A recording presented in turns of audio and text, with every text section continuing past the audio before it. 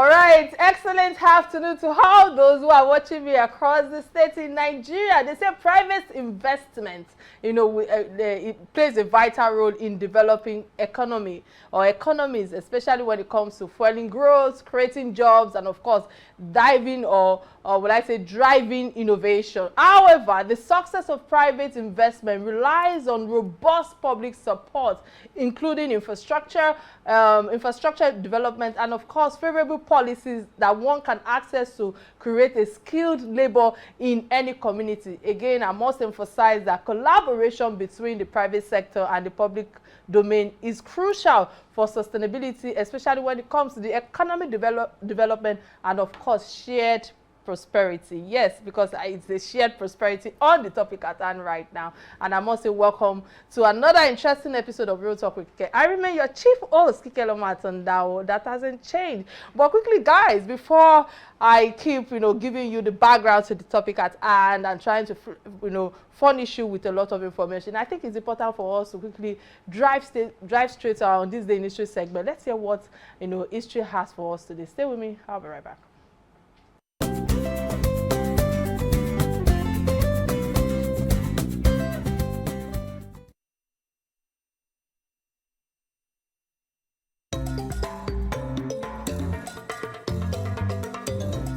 This day in 2013, Chinua Achebe, Nigerian novelist, poet, professor and critic, who died on 21st March 2013, was buried at Ogidi, his hometown, in Idemili, North Local Government Area. Did you know that when the region of Biafra broke away from Nigeria in 1967, Achebe became a supporter of Biafran independence and acted as ambassador for the people of the new nation? The war ravaged the populace and starvation and violence took its toll. He appealed to the people of Europe and the Americans for aid. When the Nigerian government retook the region in 1970, he involved himself in political parties, but soon resigned due to frustration over the corruption and elitism he witnessed. He lived in the United States for several years in the 1970s and returned to the US in 1990 after a car accident left him partially disabled. His first novel, Things Fall Apart, 1958, was considered his magnus opus and is the most widely read book in modern African literature.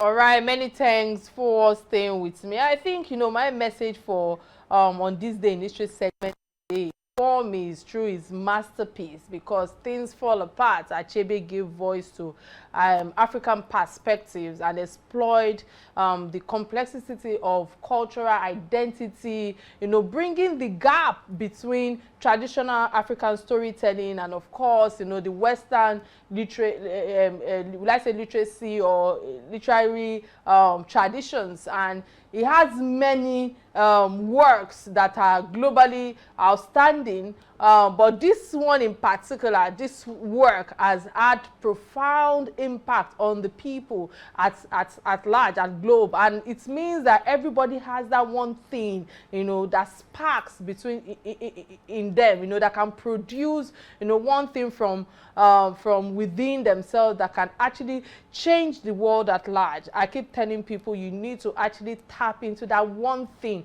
that one talent, that one skill that God has given you that will make a change wherever you are at the moment. I think that is my message from the On This Day in History segment. Guys, it's time for another message from my sponsors. Stay with me. I'll be right back.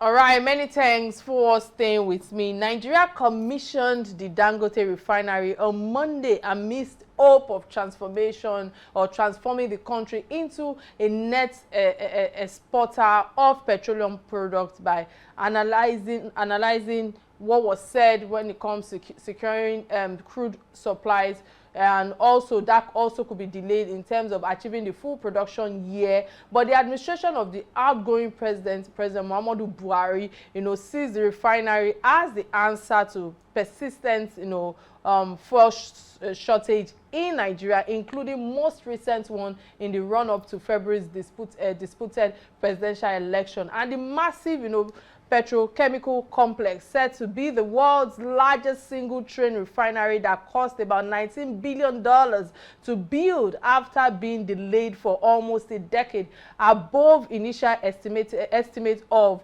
between $12 billion to $14 billion, and that has an outstanding debt of around $2.7 billion according to Nigerian Central Bank governor. And on the live show today, I will be engaging our guests on the landmark, in terms of the commissioning of the Dangote Refinery, and of course, will I say, what the world's largest single train refinery represents here in Lagos, Nigeria, and serving as a game changer for Nigeria and Africa as a whole. Joining me on the show today is Mr. Bala Zaka, and I would like to refer to him as an engineering, or how will I put it now, an engineer economist, yes, and of course a prominent oil and gas affairs analyst, and we'll be having real talk around the refinery, the means to what it means for Nigerians as a whole, and of course the economic and the financial point of view. And of course, should I also say that I will be touching on the sector of the oil and gas,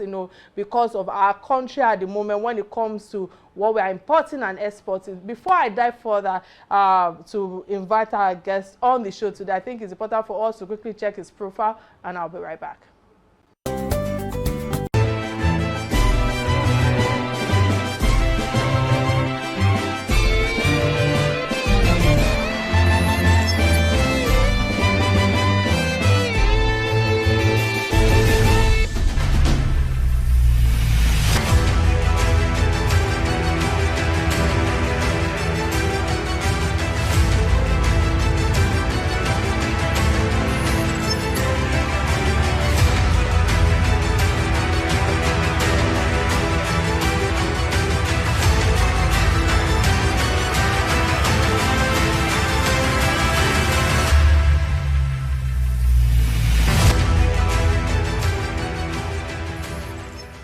7 trillion at the current exchange rate as at this morning. So if that is going to be the price yearly to the Nigerian economy, what's your opinion regarding the first impression on this milestone project, and what are your comments on the, would I say, significance presence for Africa? Well, the initiative, especially a private initiative, by a corporate citizen of Nigeria, is something that is worthy of praise and emulation. What has happened is good news to Nigeria, is good news to the Dangote management, is good news to the West African sub-region, is good news to also the continent of Africa, and it's also good news to the global oil and gas industry, especially the downstream sector of the oil and gas industry. So to that extent, I really appreciate the initiative. One thing I want to say about private initiatives is this. Regardless of the way people look at it, private initiatives belong to countries. And in this case, we're talking about a corporate citizen, that has arrived and made it this far. What that practically means is this: any moment from now, there may be job creation, or job employment opportunities. And by the time they start bringing out the refined petroleum products that we technically call distillates, and we start seeing the products also of the petrochemical plant, in one way or the other, whichever way you look at it, I mean, there will be market for it, whether within the Nigerian nation or across the West African sub-region or across the continent of Africa, or even if they are going to export it to countries across the globe. One way or the other, revenues will come in. And when revenues will come in, the company or Dangote management will make revenues. And once they are able to generate revenues, at the end of the day, they will comply with their civic responsibilities of paying taxes and levies. And from the taxes and levies, Nigeria is going to get some good revenues.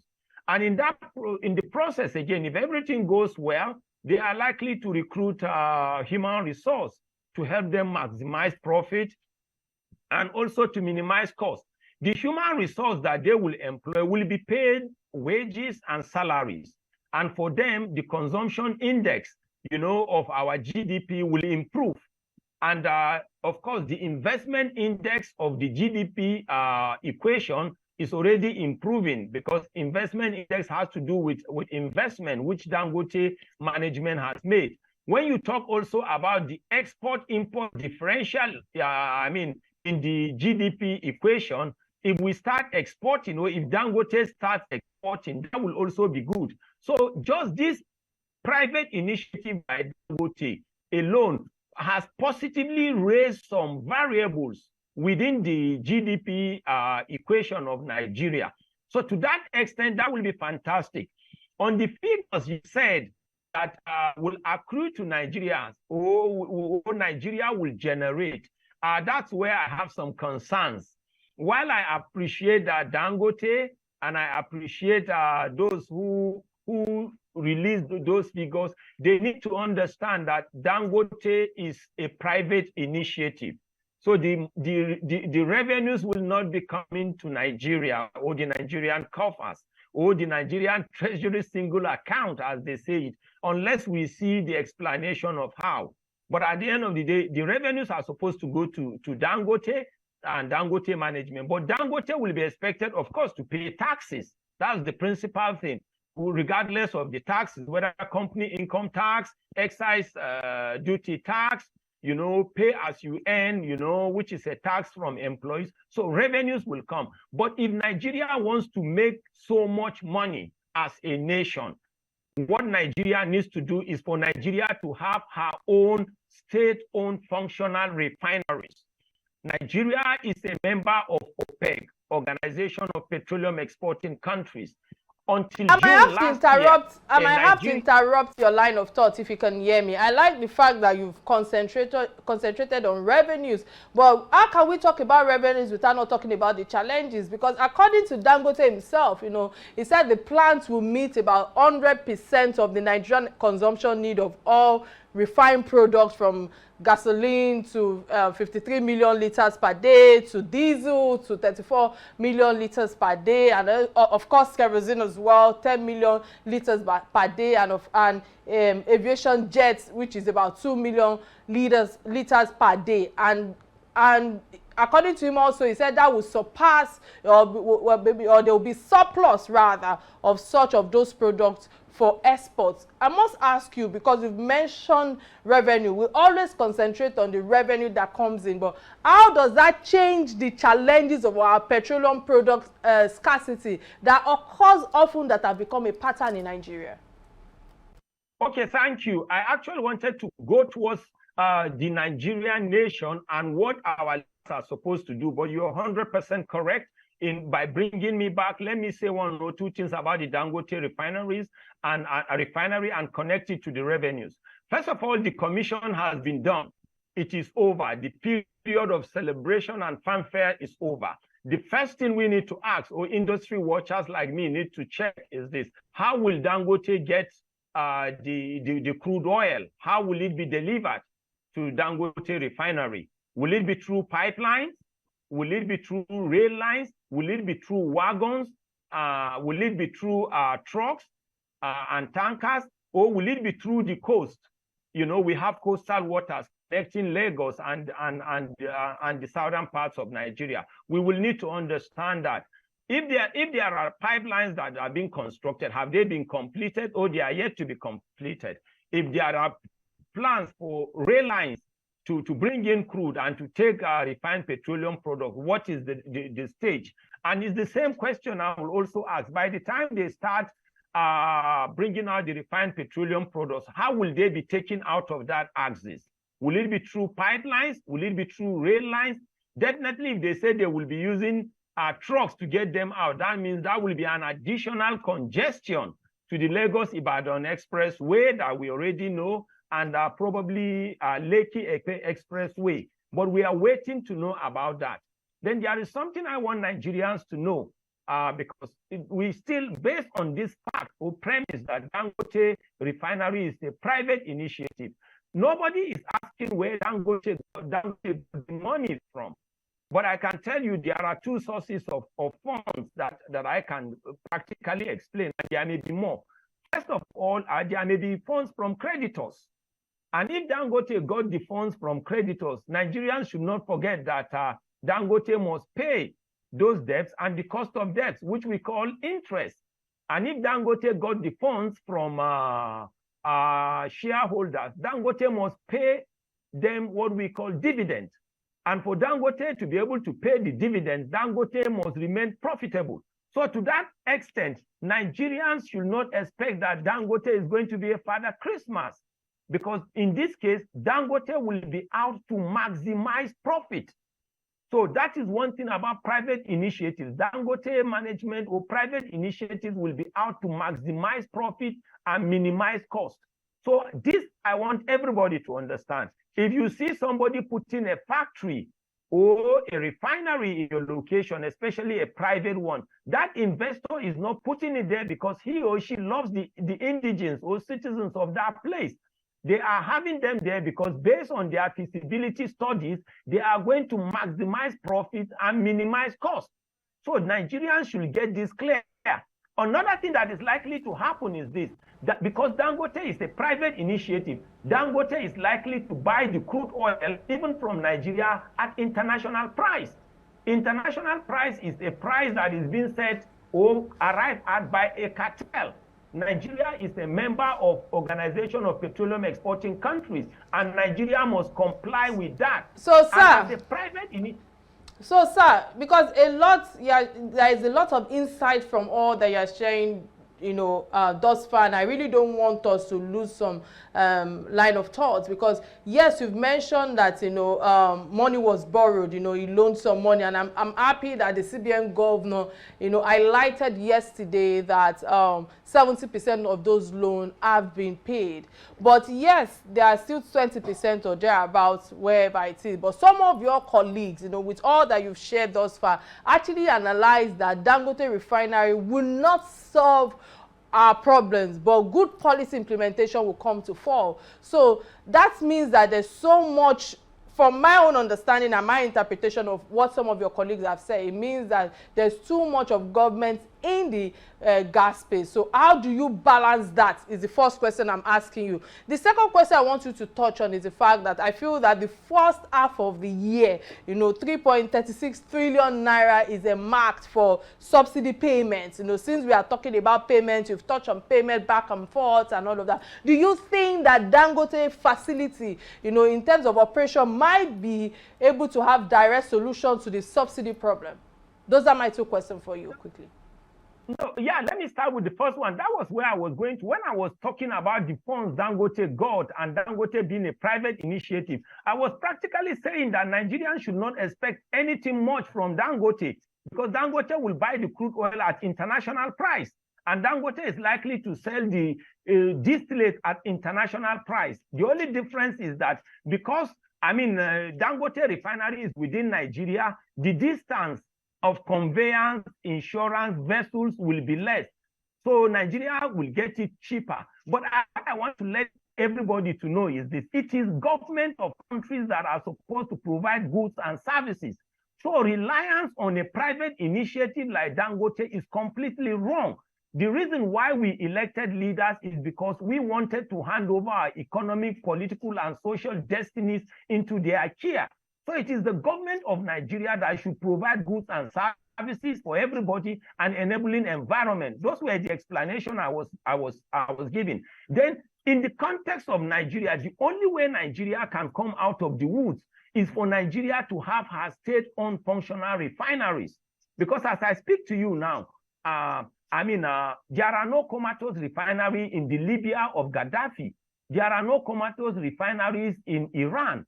There are no comatose refineries in Saudi Arabia or Malaysia or Indonesia or Qatar. So to that extent, we have no reason to have comatose refineries in Nigeria.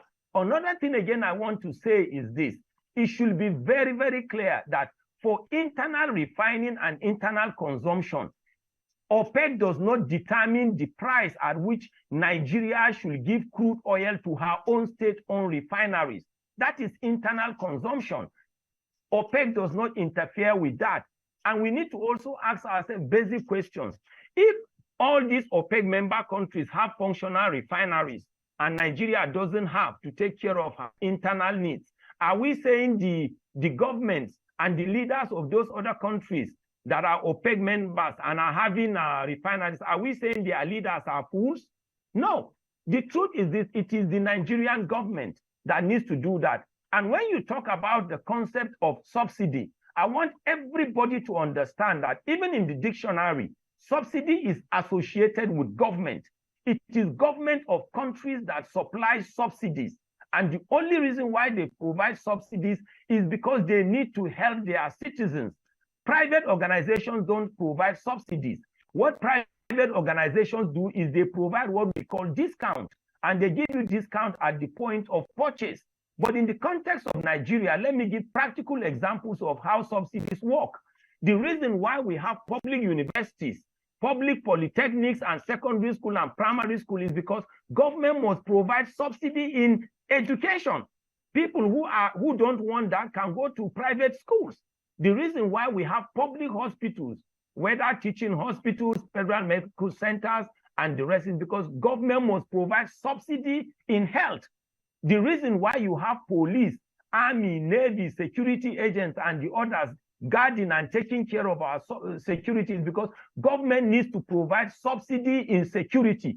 So when you come to the oil and gas industry, it is the same thing. Government must provide subsidy in what we call energy. We are talking about a country of 200 million citizens having less than 10,000 megawatts of electricity. All right, many thanks, Mr. Bala. We'll go on a quick break now to get a message from our sponsor. Stay with me. I'll be right back.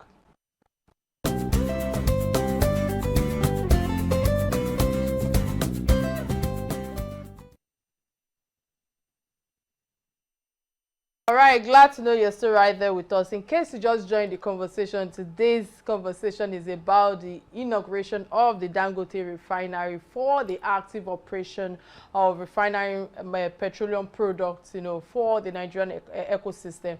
And beyond that, we have been discussing both continued and potential challenges that exist, in our energy industry that needs to be addressed, for sustainability of this massive project ever recorded in the history of Africa by a single, private sector capacity. I must emphasize on that. And many thanks to my guest, Engineer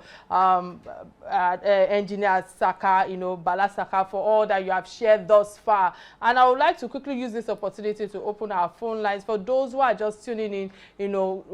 Remember that you can be part of this conversation by calling the studio number 080-988-77-400 showing on your screen right now. And of course, we're streaming live both on Silverbird platform and Real Talk with Kike platform on Facebook and on YouTube page, so you can be part of this conversation. So, sir, with all that you've shared thus far, I wish I can still touch on the subsidy, but I want to quickly, move into experience, because from your experience as an energy economist, I like to refer to you right now, who is aware of the sabotage in our system. What are the challenges that previous refineries, encountered that need to be, proactively contained or planned, to ensure that 100% success rate of the Dangote refinery becomes a legacy? Thank you. First of all, we must just have to talk a lot about subsidy because the other ones have short answers. You see, subsidy is a globally accepted economic pain cushioning concept. So if it is not working in Nigeria, it is not the concept that is wrong, but it is the inefficiencies that you need to check. I had some people are saying that if you remove subsidy on the price of petrol, then about 6 trillion naira will be gained. But the simple question I ask them, what about the anarchy that will be created? What will be the cost of the anarchy by the time you look at the lawlessness that it will bring into the Nigerian system and the social disorder? Nigerian government has removed subsidy in the price of diesel. They've removed subsidy in the price of petrol. They've removed, in the price of kerosene and aviation fuel. Let them show me one investor that has come. They promised us greenfield refineries. Let them show us the greenfield refineries. They said investors were going to come. Where are the investors? With due respect, as I'm speaking to you right now, I won't be surprised if you are running on diesel at the cost of 800 naira per liter. Tell me how you are going to break even. Before they removed subsidy on the price of diesel, it was 80 to 100 naira Nigerian naira. And they said investors will come, there will be competitive price, and prices will come down. Now it is 800. Where are the refineries they promised? Where are the investors that they have been talking about? You can see that strategic industrial sectors have collapsed. Strategic commercial sectors like your own and domestic sectors have collapsed. That is why people will go to banks now. Banks will open around 9 o'clock. Before 3 o'clock or 3:30, they will close because they cannot afford the cost of diesel. If you go to the bank what we call financial statements of companies now that people call P&L or profit and loss account, after what we call gross profit, look at the cost of other expenses. Energy cost is one of the major chunk there. At this rate, how can they break even? 2 weeks ago, Nigeria rolled out so many taxes, including even taxes on excise tax and the rest. How do they expect Nigerians to break even? So when I hear people talking like this, it's very clear that those people don't have any understanding of what is going on. Are there comatose refineries in other countries? Even when you talk about crude oil theft and vandalization, in the days of Gaddafi, was there anything like crude oil theft there? Don't they have citizens? Is there crude oil theft in Iran, Venezuela? Is there any crude oil theft? In Indonesia or Malaysia? Is there any crude oil theft in Qatar? Some people are saying the reason why we are not doing well is because we are a monoproduct economy. And I said that they are praise singers. Those are the kind of people that wouldn't want to tell our leaders the truth. If you go to United Arab Emirates, are they a dual product economy? They only have crude oil. If you go to Saudi Arabia with all their fortunes in petrochemicals and refineries, are they a 3-product or a 4-product economy? They are also a monoproduct economy. In the days of Gaddafi, Libya was doing well. Are they not a monoproduct economy? So that tells you that it is the creativity of leaders that can make the economy to work. It is not the quantity of crude oil now that we have that will make us to progress, but it is the creativity and the dexterity of our leaders. Just like I will say, we are a country of 200 million citizens, but what is the quality of the citizens today?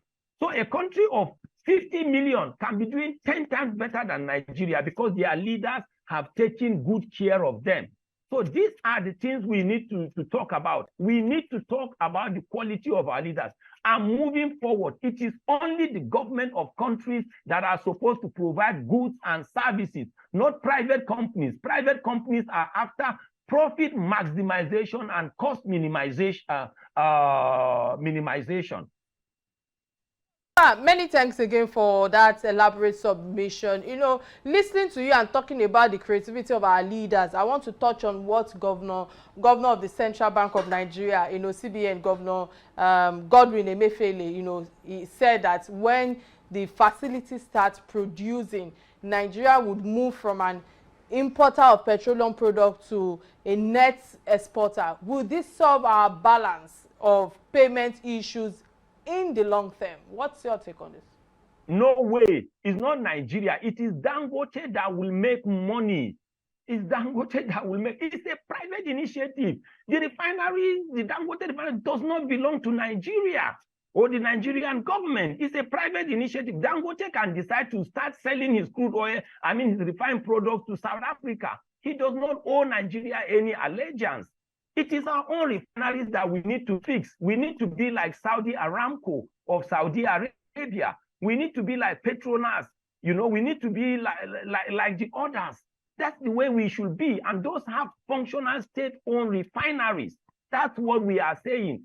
So people are mixing these things with due respect to even the central bank governor. Dangote's money does not belong to Nigeria. Dangote's money belongs to Dangote's management and by extension, where they got the monies from, or their shareholders. The only thing they owe Nigerian government is to comply with their civic responsibilities of paying taxes and levies. That's all. Even in their area of operation, the only thing they owe the community is what we call corporate social responsibility, which is also even not compulsory. Because if they pay their taxes to the government, it is the government that is supposed to take care of the communities. So please, we should differentiate. Sir, if you say that, I want to call your attention to the Center of Transparency Advocacy, and they've quarreled that with the fact that government having 20% equity shares, share in the Dangote refinery and the supply of 300,000 barrels of crude oil to the refinery to ensure Nigerian interests are adequately represented and protected. Will the subsidy be paid on the product supply, or supplied from the Dangote refinery? Because I like the fact that you've continually, and you've put it to our face that, it's Dangote that is going to be making much of this profit. What's your take on this question? Well, why Nigeria went into an understanding and an agreement with a private initiative, I don't know. It is only the Nigerian government that will explain that. But I know also that a government of a country can arrange with a private business person, whether a refiner or whatever, supply crude and get refined petroleum products. And that one needs to be made clear.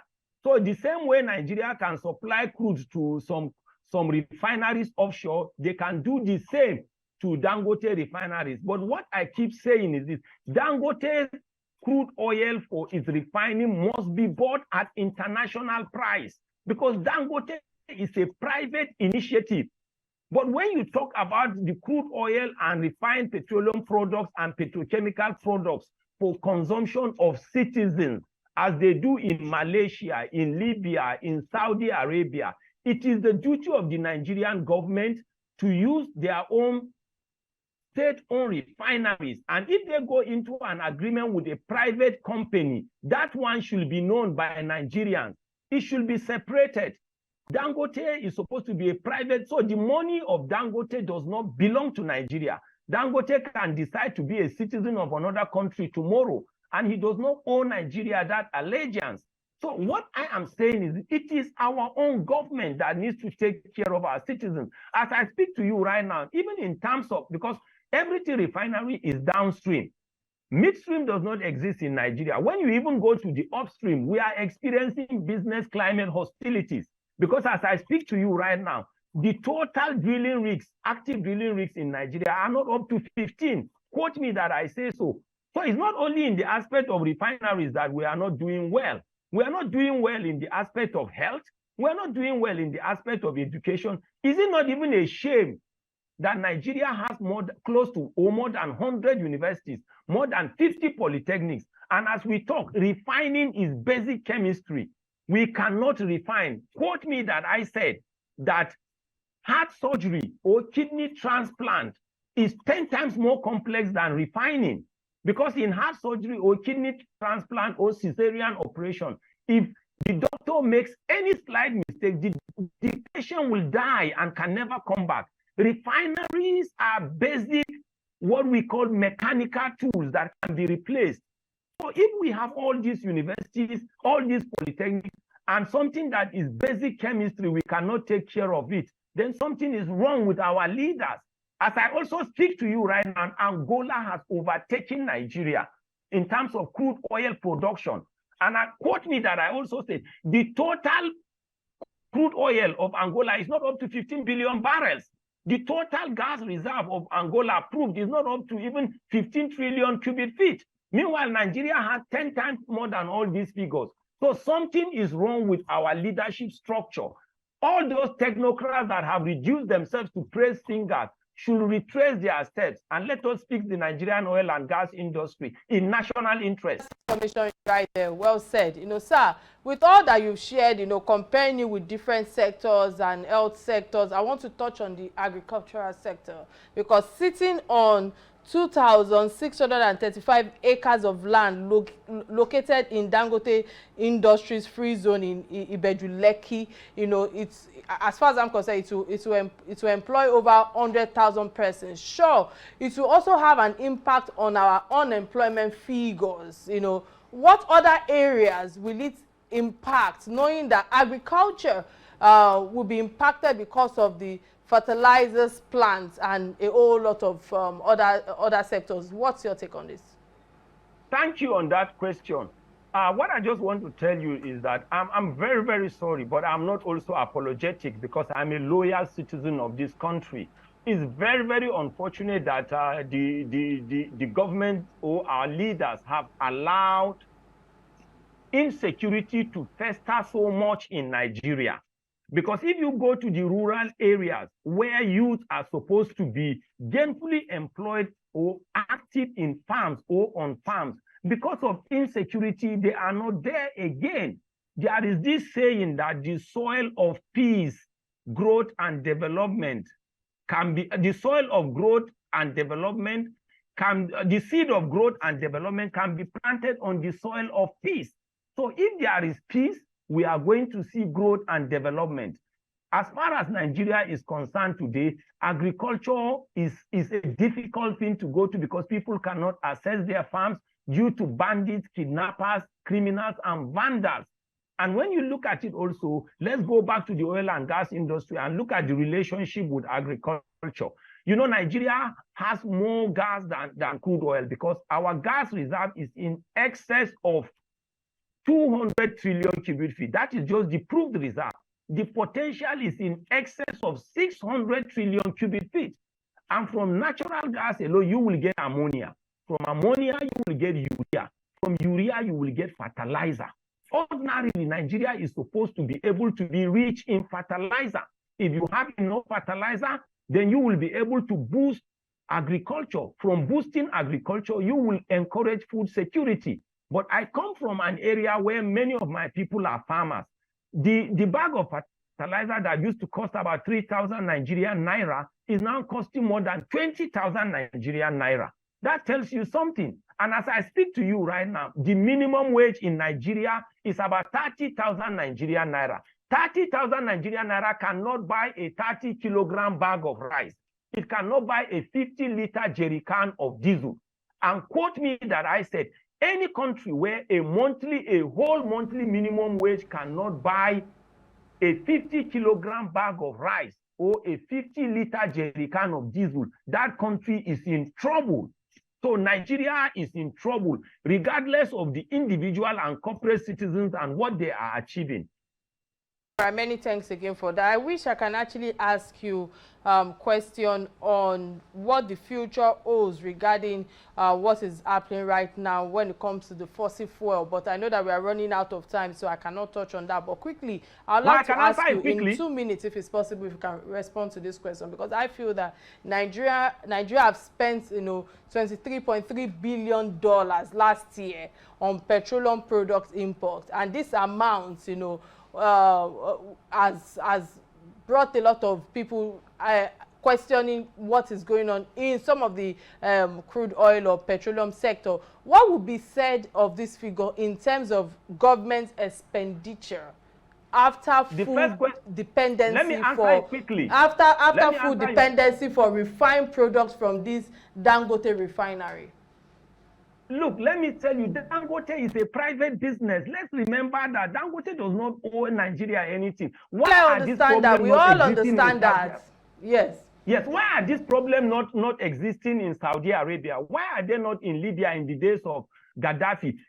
Let me explain to you the docility and these problems we have found ourselves. The last time Nigeria constructed a state-owned refinery was 30 years ago. I mean, 34 years ago, 1990. From that time to now, this subsequent generation of leaders didn't find it necessary to maintain the refineries they inherited, and they could not construct new ones. Do you need anybody to tell you that we are going to have petroleum products shortage? Do you expect anybody to tell you that we are not going to have issues with energy security? Even when we went to democracy, we thought we were going to do better. We went into democracy in 1999. We are in 2023 now, 24 years. The corrupt politicians we have now could not construct a single refinery, and they could not even maintain the ones they inherited. You didn't need anybody to tell you that we have leadership docility. That is not what is happening in other crude oil nations like Iran, Iraq, Saudi Arabia, Malaysia, Indonesia, and Qatar. So we know the problems. We are experiencing real leadership docility. But moving forward, my prayer is that God is going to put the crown of leadership on them. You know, after this retiring government leaves, let them know in national interest that things are bad. The minimum wage is bad. Many thanks for all your submission thus far, sir. Many thanks. You know, it's been an interesting time with you on Real Talk with Kike show today, and of course, even with your previous interview as well on the show. But before I let you go, you know, there's the last segment of the show that I call trending stories. These are stories that affect you and I, that binds us together. And one of the trending stories that caught my attention is that of the UK, you know, planning to ban, you know, foreign students' family. I don't know if you stumbled on it. It was all over socials, you know, a few days ago. But quickly, before I come to you for your own submission, I would like to quickly say that, you know, well, this is two-sided, because if we want to be balanced with our comments, there are angles from the side of the countries involved, you know, in terms of, I'm talking about UK and the foreign nationals, and of course the government's decision to restrict, you know, family visas for international students in the UK reflect the aim to control immigration and of course reduce net migrants or migration as well. Why this crackdown, you know, may create challenges for students, you know, wishing to bring their families to UK. I feel that it is important for us to consider the border contest and the government's goal from the angle of providing amenities for the residents in terms of health, in terms of education, living facilities, and so on. However, you know, when it comes down to the side of the foreign nationals, you know, I feel it is unfavorable. That's my opinion, and I want to stand strongly on this. Where am I going to? I feel that if they ban it, it has multiple impact on family ties and the unit of the society start from the family ties. I keep telling people that the power of character, we live in a society today that quite a number of people pay attention to resume, to, you know, credentials, but we do not understand that character, and it comes from the family unit, and that is where I'm coming from. You know, it will be detrimental to court families from who embark on a study program of 18 months, or would I say 18 months, and sometimes maybe 2 years to be cut off from their families. So secondly is the fact that I feel that the UK makes billions of pounds from foreign students. Billions of money, I don't know how to emphasize on this, from foreign students. And Nigeria is part of the country that plays or pay the most in terms of tuition fee, when it comes to ITS as well, when it comes to the living expenses and so on. So I know how much I paid when I went to do my second master's in UK. It was a lot of money, and Nigeria would like to read. You know, if they are collecting that money from us, it should be balanced in terms of provision of amenities for the foreign nationals and their families. And I think in summary, you know, to put a cap to all that I've shared thus far, I think what they may eventually come up with this week, you know, hopefully, is that they will announce that you know, maybe they will eventually rationalize the numbers of family members that people come with, or that people come along with when coming to study in UK. But I feel strongly that, you know, this is going to cause a lot of friction, a lot of issues and challenges from people who are married, from children who might not recognize their husband or their fathers or their mothers and the like. So they need to actually put all of this into consideration. Sir, let me come to you. What's your take on this trending? Ma, with due respect to you, I'm happy you said you schooled abroad for your second master's. I am 100% at variance with you. I thank the UK government for what they have done. The question you will ask is this: are they extending this kind of ban to Americans? Are they extending this kind of bans to Australians? Are they extending this kind of ban to Singaporeans? Even within the continent of Africa, in the days of Gaddafi, will they extend this kind of ban to Libyans? So if you look at it, they are extending this kind of ban to countries, to citizens of countries whose leaders are lawless, whose leaders are, instead of fixing the countries, their own countries, decided to reduce themselves to economic vampires, economic marauders, and economic traitors. Because when you look at these countries they are banning, the citizens are not really going there because they are looking for quality education. The citizens are running to those countries because their own local countries have leaders that are irresponsible. So that's the answer. If we were to be an organized country, they will come to us. If we were to have good medical facilities, they will come to our hospitals. If we were to have good security, they will come to Nigeria for tourism. So the reason why you are seeing they are doing that, I personally appreciate it, but they want the leaders of such countries to sit up. And that was why I said leaders are those that have been elected and handed over political destinies, economic destinies, and social destinies of their citizens to manage. So if these leaders decided to reduce themselves to melancholies, you don't blame those countries that are making a mockery of them. The time you visited, if Nigeria were to be respected, they will beg you to come there. They will beg you to come there and lecture. And that was why I said, this ban you are talking about, did they extend it to Canadians? Did they extend it to Germans? Even in Africa, it's not all the countries in Africa that they will extend it to.